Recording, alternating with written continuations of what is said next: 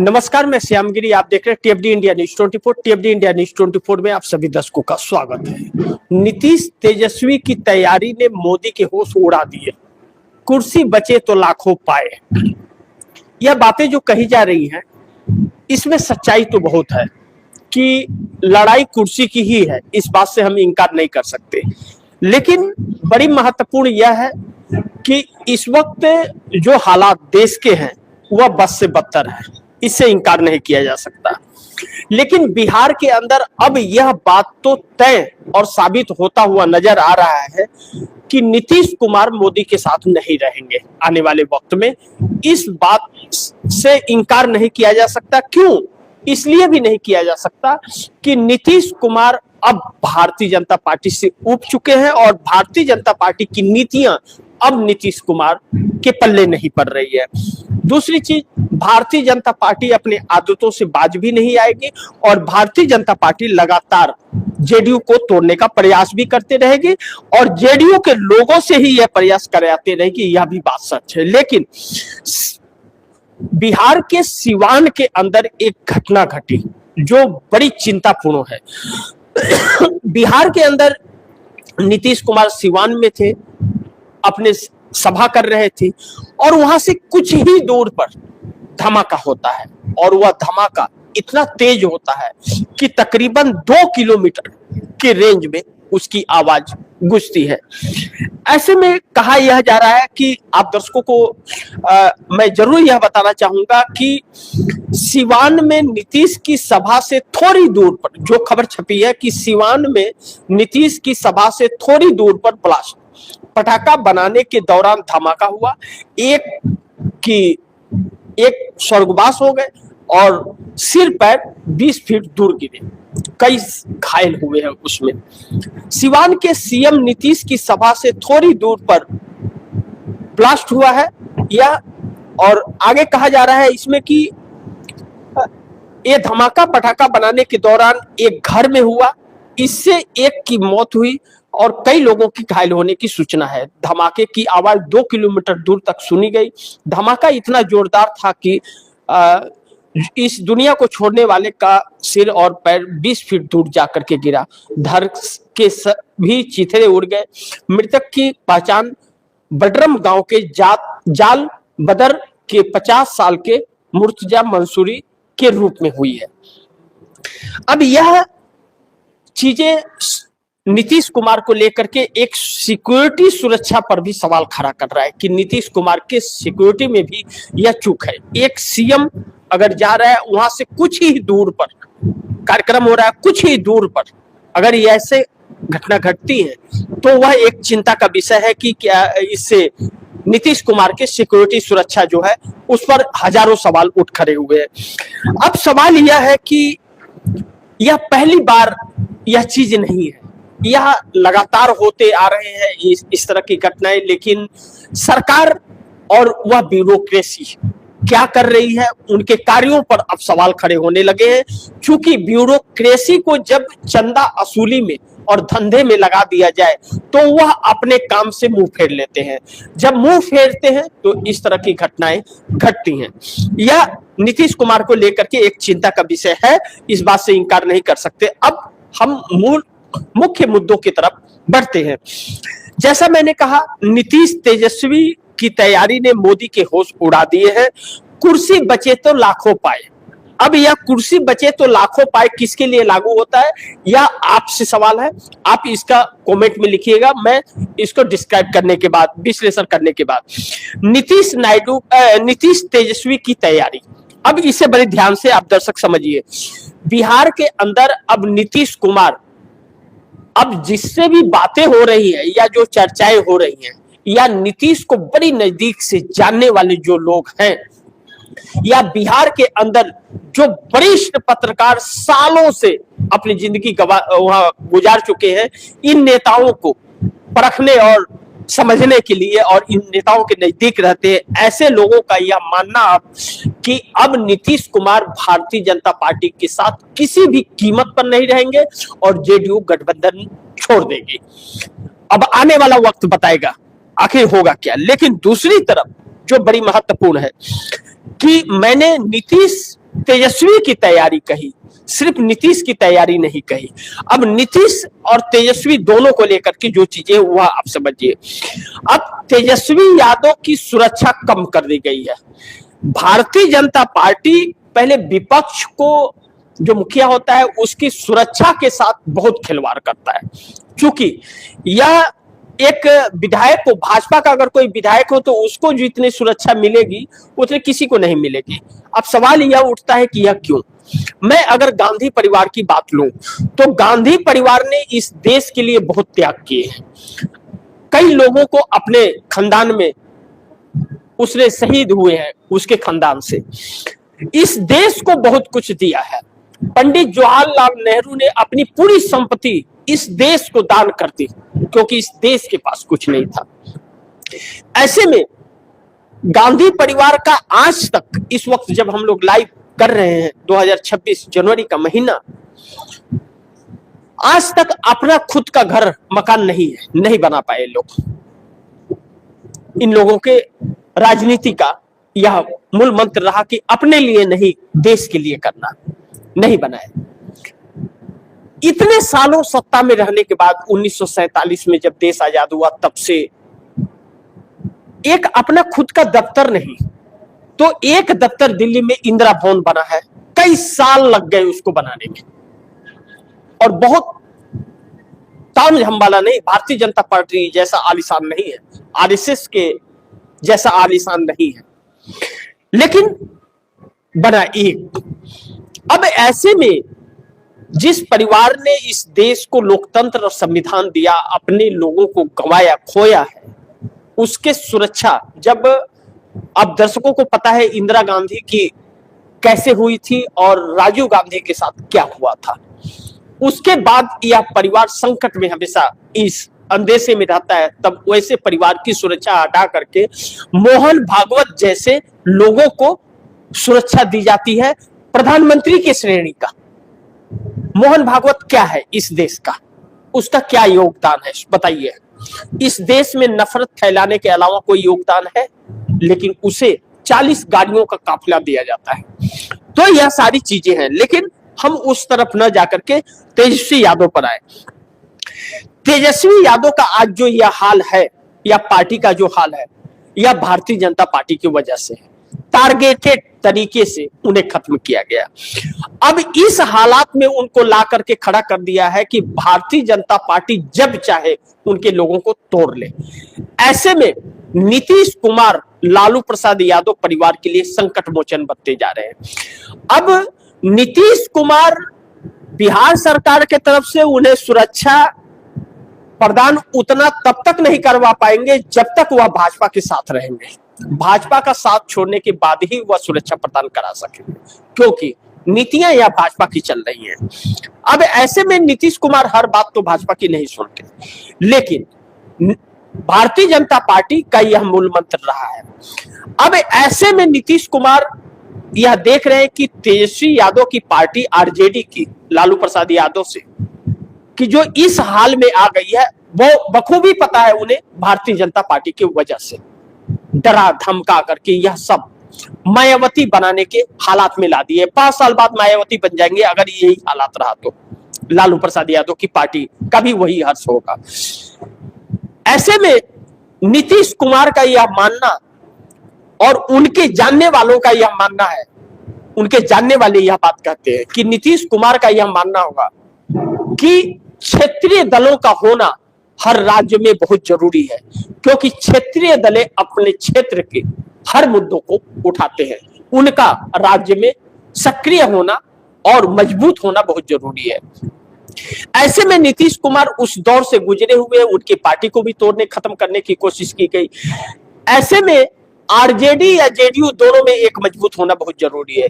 तो जेडीयू के ऊपर भारतीय जनता पार्टी की काली नजर पड़ी हुई है, जो कभी भी उसे शिकंजे में लेने की कोशिश करती है। लेकिन नीतीश कुमार की वजह से भारतीय जनता पार्टी का मकसद पूरा नहीं हो पाता है।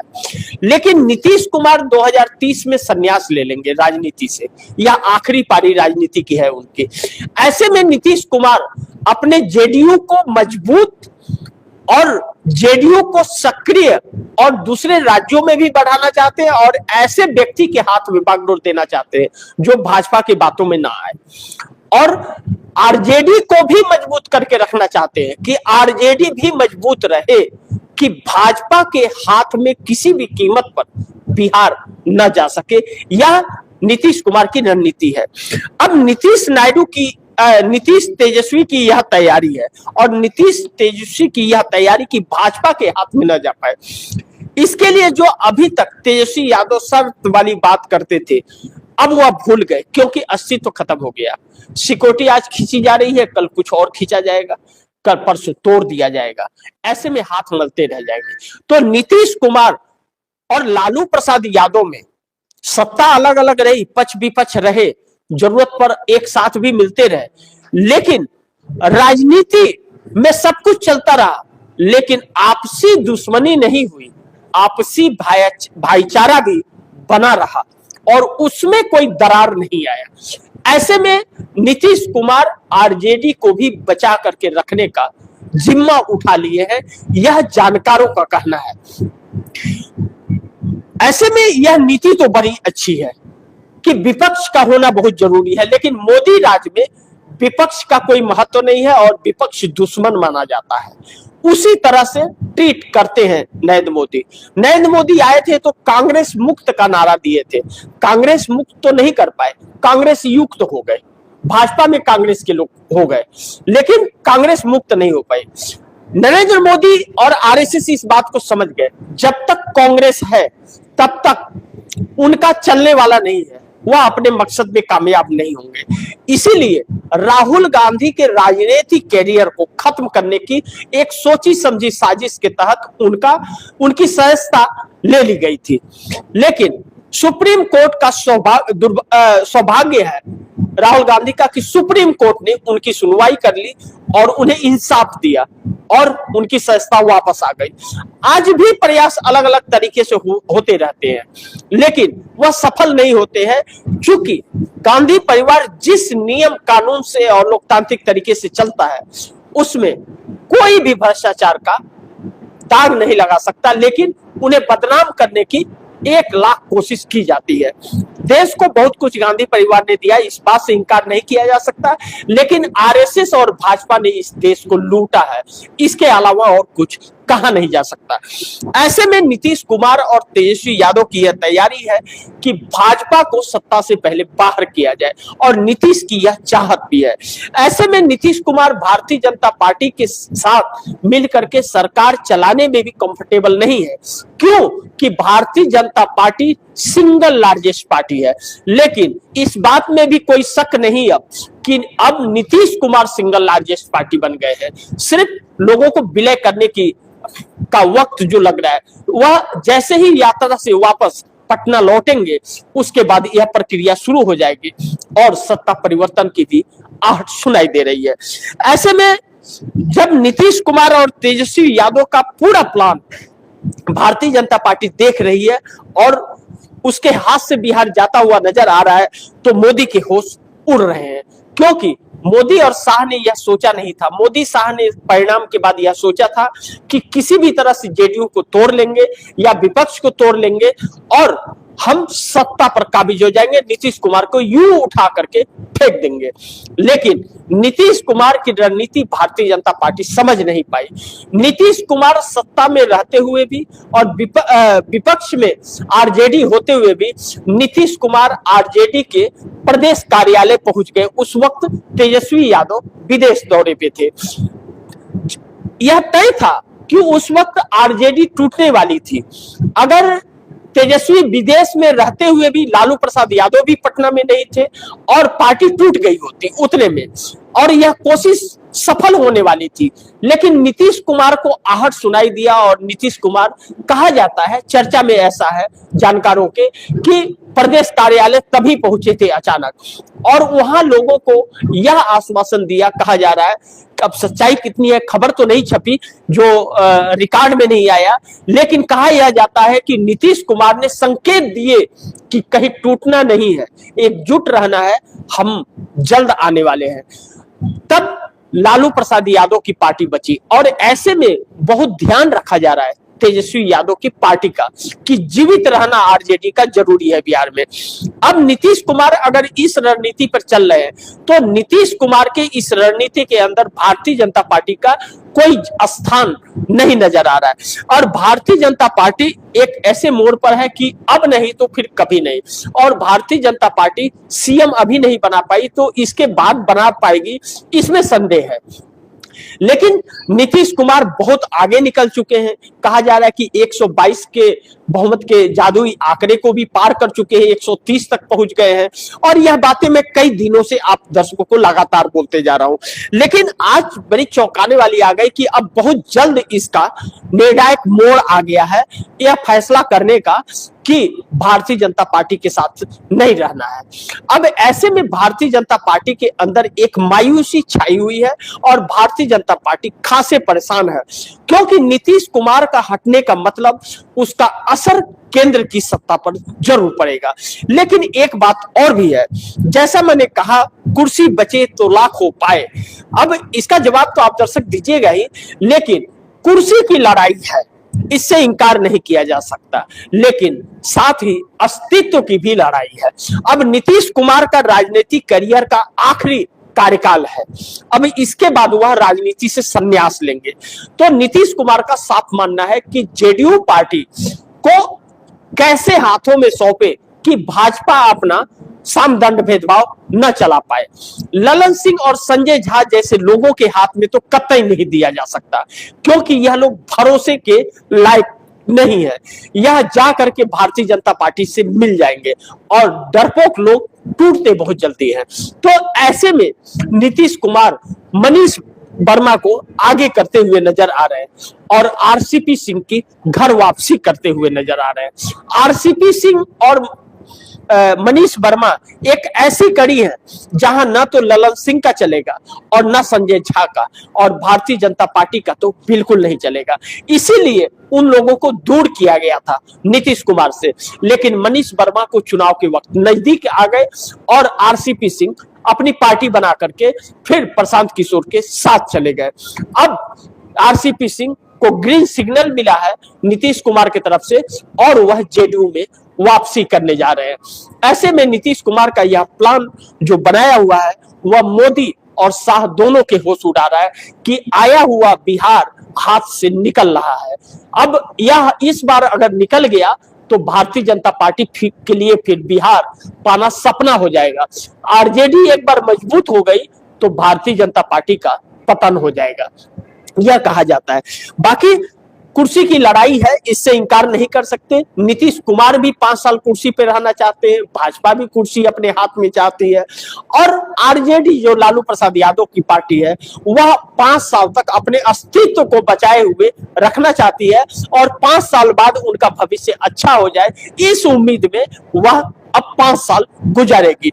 देखना महत्वपूर्ण होगा कि कितना नीतीश कुमार अहम फैसले ले करके क्या विपक्ष परिवर्तन या सत्ता परिवर्तन क्या करते हैं, इस पर नजर बनी रहेगी। लेकिन भारतीय जनता पार्टी के सपनों को चकनाचूर करते हुए नीतीश कुमार नजर आ रहे हैं। देखना यह महत्वपूर्ण होगा कि नीतीश कुमार का यह फैसला कितना कारगर साबित होता है और यह खेल नीतीश कुमार कब करते हैं। आहट तो बिहार से सुनाई दे रही है जो इंडिया गठबंधन को मजबूत करता हुआ नजर आ रहा है। और इंडिया गठबंधन को बनाने वाले नीतीश कुमार अब इंडिया गठबंधन में जब आएंगे तो यह भी तय है कि एनडीए गठबंधन चूर चूर हो जाएगा। आने वाला वक्त बड़ी अहम होने वाला है। बाकी आप दर्शकों की क्या राय है, क्या सुझाव है, कमेंट बॉक्स में जरूर दीजिएगा और गुजारिश करूंगा इस खबर को ज्यादा से ज्यादा शेयर कीजिएगा, अपने दोस्तों को भी कहिएगा आगे शेयर करें। आपने अगर टेपडी इंडिया न्यूज 24 को सब्सक्राइब नहीं किया है तो टेपडी इंडिया न्यूज 24 को जरूर सब्सक्राइब कर लीजिएगा और मिलते हैं अगली खबर के साथ। तब तक के लिए नमस्कार।